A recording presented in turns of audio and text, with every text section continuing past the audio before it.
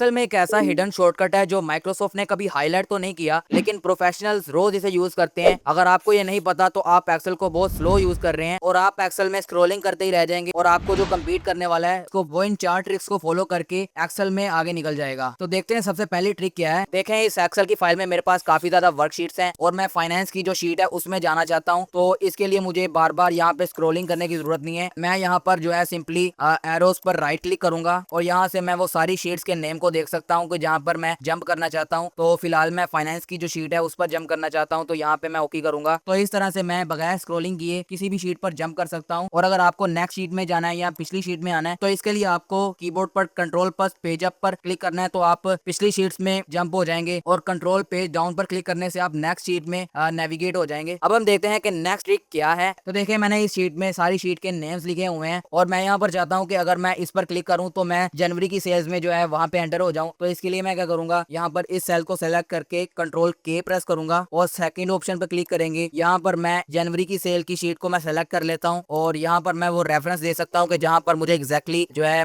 Jump करना है। तो मैं यहाँ पर B2 दे देता हूँ क्योंकि यहाँ पर मेरा डाटा बीट से शुरू हो रहा है। तो ओके करूंगा। अब अगर मैं इस पर क्लिक करता हूँ तो देखें यहाँ पर B2 वाले सेल में यहाँ पे जनवरी की सेल में मैं एंटर हो गया हूँ। इसी तरह से आप इन सब को भी शीट्स के साथ लिंक कर सकते हैं। अब हम चलते हैं नेक्स्ट ट्रिक की तरफ। तो देखें, पिछली ट्रिक में हमने टेक्स्ट को शीट के साथ लिंक किया, लेकिन इस दफा हम इमेजेस को भी लिंक करना सीखेंगे। जैसे यहाँ पर मैंने हर कंट्री के नेम्स के पीछे उनके फ्लैग भी डाल दिए, यानी उनकी पिक्चर डाल दिए। तो इनको भी अगर मैं लिंक करना चाहता हूँ तो इस पर भी वो सेम ही प्रोसेस रहेगा। यहाँ पर मैं क्लिक करूंगा और कंट्रोल के प्रेस करूंगा, सेकंड ऑप्शन पर क्लिक करेंगे और यहाँ पर भी मैं B2 डाल देता हूँ और यहाँ पर मैं USA सेलेक्ट कर लेता हूँ और ओके करता हूँ। तो अब अगर मैं USA के फ्लैग पर क्लिक करूंगा तो यहाँ पर जो है मैं उस शीट पर डायरेक्ट जंप हो जाऊंगा। अब हम चलते हैं लास्ट वाली ट्रिक पर। देखें, अगर मैं यहाँ पर USA वाली शीट में आता हूँ और B2 वाले सेल में यहाँ पर मैं इसके सेल रेफरेंस में जाकर लिख देता हूँ USA और एंटर करता हूँ। तो अब मैंने क्या किया है, मैंने USA वाली शीट में जो B2 वाला सेल है उसको मैंने एक नेम दे दिया USA। और अगर मैं इंडिया वाली शीट में जाता हूँ और B2 पे जाता हूँ और इसको मैं इंडिया कर देता हूँ। इसी तरह से मैं बाकी शीट्स पर भी जल्दी जल्दी कर लेता हूँ। A few moments later.